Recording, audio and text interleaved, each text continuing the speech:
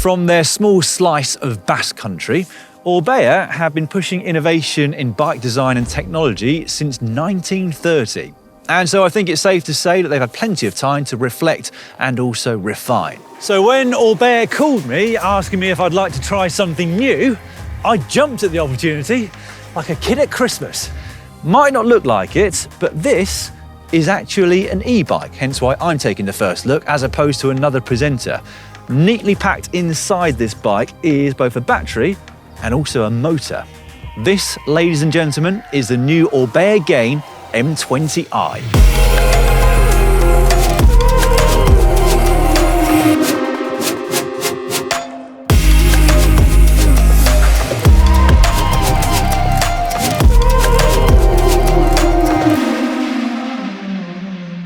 The e-bike market is currently a little bit like my kitchen after the kids forgot to turn the bath taps off upstairs. It's flooded. Slightly dramatic, I know, but it's true.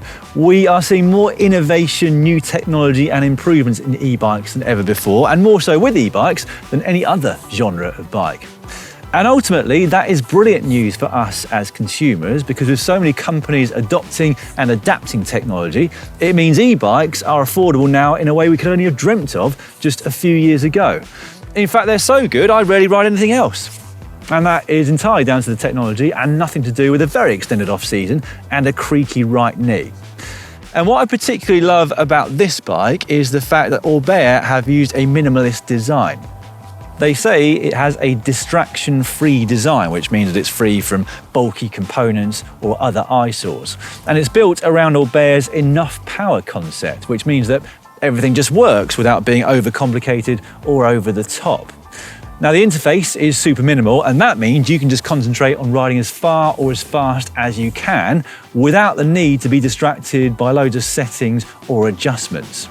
The powerful motor is located here at the rear hub, and what that means is that there's not the same bulk around the bottom bracket area which you would get on a lot of other e-bikes. And there's just one button located at the front of the top tube there, sort of tempting you to just press it and see what happens, which I think is what I'm going to do right now.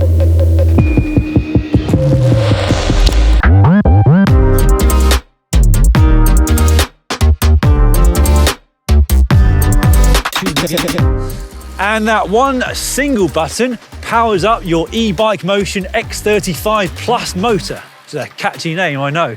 And that motor will offer you up to 40 Newton meters of extra torque and an assisted speed of up to 25 or 35 kilometers per hour, depending on where you live and what your local laws are. And Orbea's concept of enough power, which I mentioned earlier, means that you get a very smooth and reliable power on top of your own effort. So no jerkiness when it comes to this particular e-bike. Also, the fact that the motor is located down there at the rear hub means that when the motor isn't engaged, you don't get any drag. How, I hear you ask? Well, the rear cassette lock ring is no ordinary rear cassette lock ring. It's got some very smart sensors on it, constantly monitoring your pedalling and adjusting the motor accordingly. But where does that power come from? I mean, if you took one glance at this bike, you probably wouldn't realise it wasn't just a standard high-end carbon road bike. If somebody overtook you out on the road on this bike, you might be forgiven for not realising it was an e-bike. Although if I passed you on it, you might realise that this is not a normal bike. Although actually, I think we should redefine what normal bikes are, but I'm going to digress too far if I go down that avenue.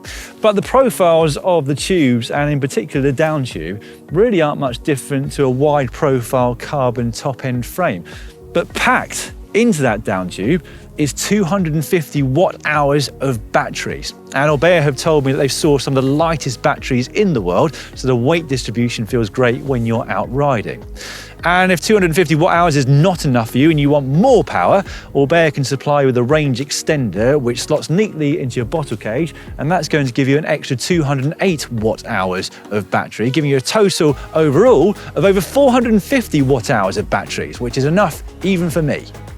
Now, of course, we have come to expect quite a lot of integration with most top-end bikes these days, and this new Orbea Gain is no different.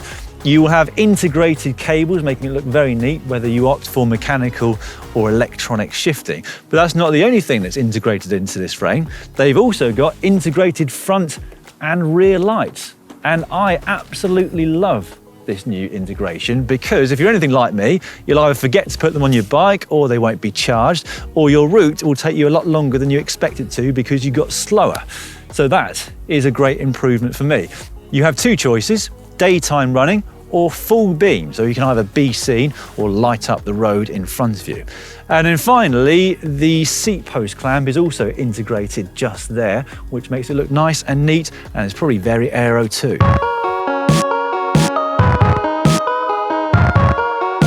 Onto the frame, and this is the carbon OMR model, which is pretty high-end stuff. It uses bladder molding and other high-tech processes which are slightly over my head, but it ensures that you have compliance and stiffness where you want it, and that the carbon tubes are as thin as they can and should be.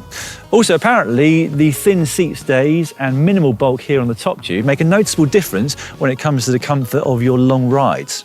There is, of course, an aluminium counterpart to this bike, which uses hydroformed butted tubing to increase strength and remove any unwanted flex. And Orbea are very keen to stress that their aluminium bikes are very close in terms of both weight and riding characteristics to their carbon ones, which is brilliant news because it means more people can afford this technology and keep riding their bikes. Right, we're going to move on now to my favourite subject, which is geometry. Not the high school kind, but Orbea claim that this sits in their endurance geometry spec and therefore is more suited to longer days in the saddle with comfort in mind. Beyond that, we have some good old industry standards on this new bike, from the BB386 Evo bottom bracket on the carbon model here, to integrated headset bearings, to clearance for up to 40mm tyres, to flat mount disc brake compatibility. So basically, it's future-proof and also has the ability to become a do-it-all bike, which I know a lot of you are after at the moment. Now, those of you familiar with Orbea will be familiar with their customization program, which they call Myo. If you're not, it allows you to design your own look when it comes to the frame colors, etc., at no extra cost. As you can see, I have opted for black and grey. Firstly, that's because I've got zero imagination, but also because I'm very smart and sophisticated, and I don't like to shout about myself, unlike Connor Dunn with his design. But it is really great, and you can spend hours on their website designing your perfect look. You can change anything from the colour of the forks to the seat stays to the logos. The list goes on and on and on. So it's brilliant if you've got an eye for design, or if you normally struggle to choose a colour off the peg. Right, I think that brings us to the end of our first look of this brand new Orbea Gain. If you've enjoyed it, do me a favour and click on the thumbs up icon just below this video. Got a little bit of competition going with Hank at the moment. I'm currently losing, so please